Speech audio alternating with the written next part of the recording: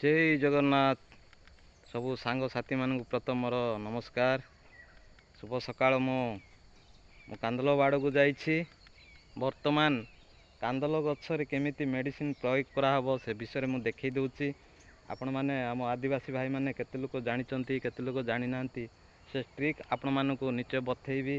को मेडिसिन प्रयोग कराहब को टाइम रे कौन कराहब से विषय में आपण मानकु सबू टेक्निक मोर अनुभूति हिसाब रे कहबी। आपण माने निश्चय करेंगे। देखंतु कांदल गछरे ए जो कड़ आसिला फूल गुटे गुटे हेलानी आपण माने कौन करेंगे ए समय रे कांदल गछ को फास्ट मेडिसिन आपण मानकु देखौची। देखंतु ए मेडिसिन नीम ऑयल एडा आपण माने देखुथिबे स्क्रीन ऊपर देखि दउची सीधा। एडा कृषि ऑफिस रे ही मिलबो। एडा केमिकल नहीं हर्बालटा। एडा बहुत भलो नीम ऑयलटा। एडा गोटे 50 ml पकेबे। आउ गोटे नंबर 1 मेडिसिन एटा देखंतु आपण माने नंबर भी देखाउची लेखाइची पारापन पस लेखाइची। एटा ए मेडिसिन टा आपण 30 ml पकेबे। 15 लीटर को 30 ml नीम ऑयल 40 रु 50 ml पकेबे।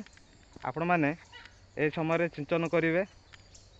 एटा सकाळे बा संध्या रे सिंचन करंतु। कांदल गछ पई बहुत फूल फल भल अमल हबो।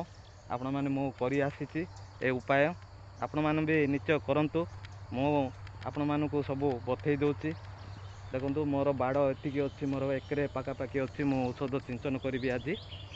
तेणुक आपण मानक मु जो भी काम करी मु आपण मानक सबू बतेबी एवं कहबी देखी।